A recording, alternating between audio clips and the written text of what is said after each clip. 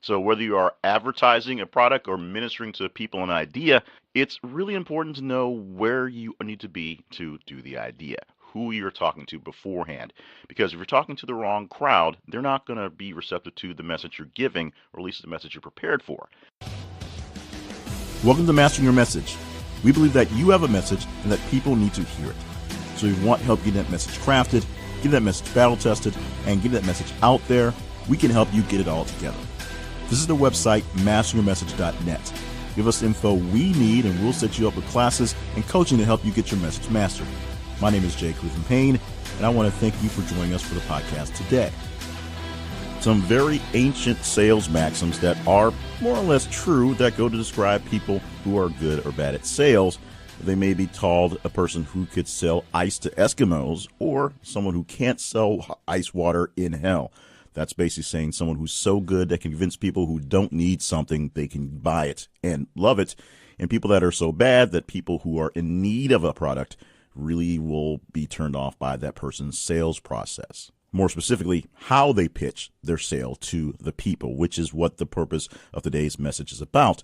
Because if you're not pitching your sales product or pitching your message particularly to the right people, it's not going to be worth it unless you are that guy who can sell ice to Eskimos, and it just doesn't matter. You just need a crowd in front of you. Most of us aren't that good, so it helps to have a real target market.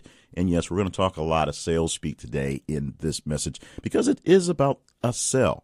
Your message is something you have to sell to people, and it may be an actual message or it may be some sort of product. You may be a messenger who is doing advertising for people, and that's totally fine. You're mastering a message. Your message is that your product is the best, or that your way is the best, or that we must run right now because the monster is right outside of the door. Severity or seriousness or silliness of the message notwithstanding, it's important to know who you are talking to and talking to the right audience with the right message to get it going on. Because you can have a message that can go to multiple people. You just may have to teach it in different levels for different folks.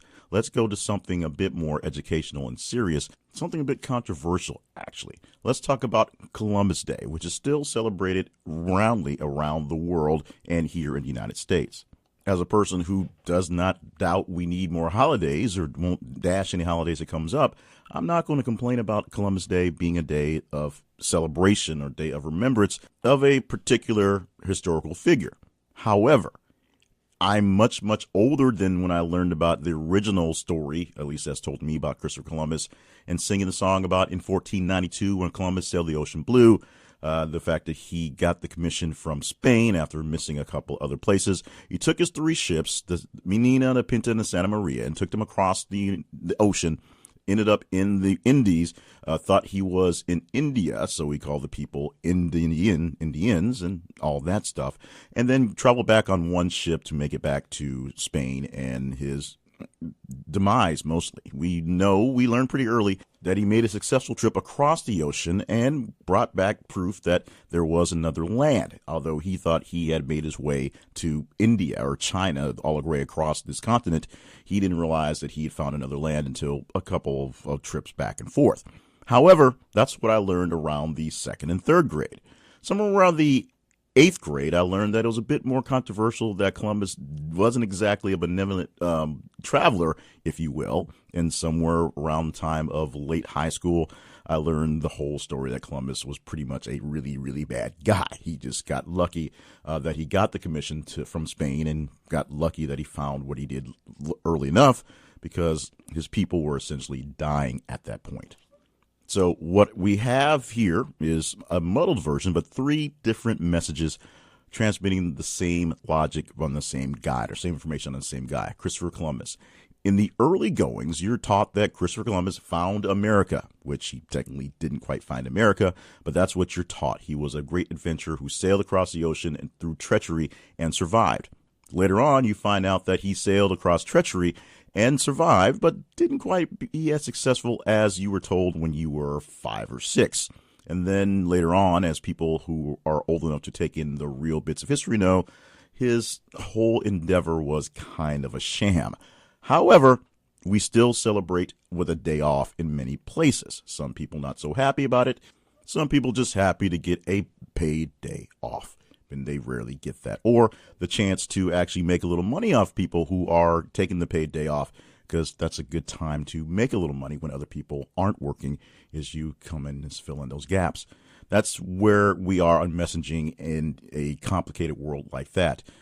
In that case, we had 3 different age groups who can't take the full knowledge of the fact that Christopher Columbus was a bad guy, and so you teach them something easy and just kind of cheesy, if you will, so they get the basic message. And then as they get older, you can deal with those as well. This is something that just history in general is. When you teach history to children, you teach them the basic parts of it, and then as you get older, if you get into history and the real details, you get the real deeper stories, and you find a love for those types of things. You find that in basically any type of story.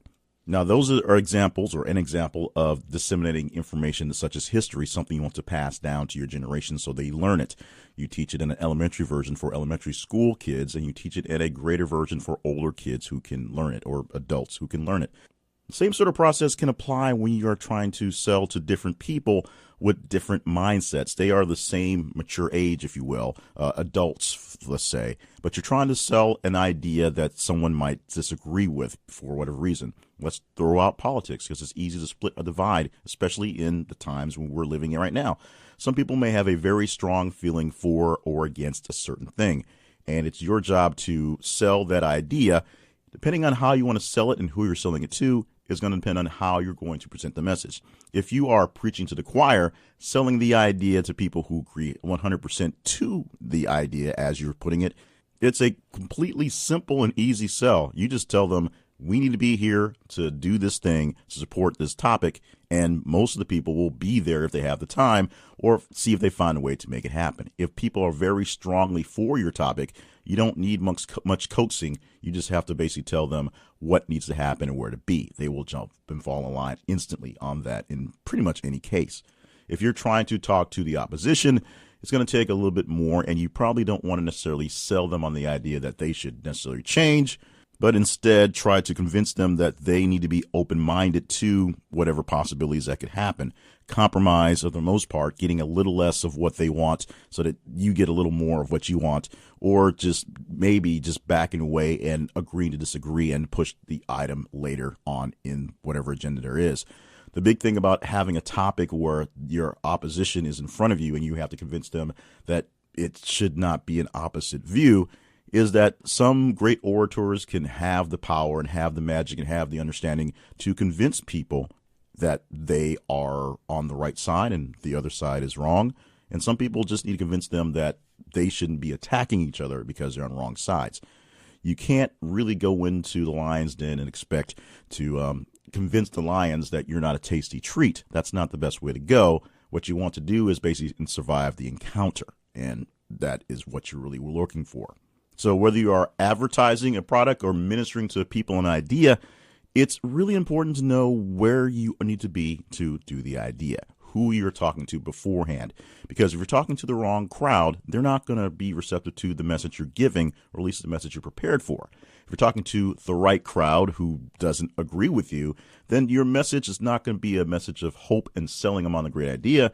Your message is really an idea on selling them on just being open to having conversations, opening up the discussions, and not necessarily fixing anything, but fixing to get ready to, fix to get ready to, fixing to talk about it, which can take a lot, because if you've watched diplomatic relations for international business, how long it takes just to negotiate places to meet and how things are going and who stands on what side of the room and what chairs to use. These things are really important in the fact that they don't seem to be important in getting the job done, but they are very important to leading up to getting the message a chance to be heard.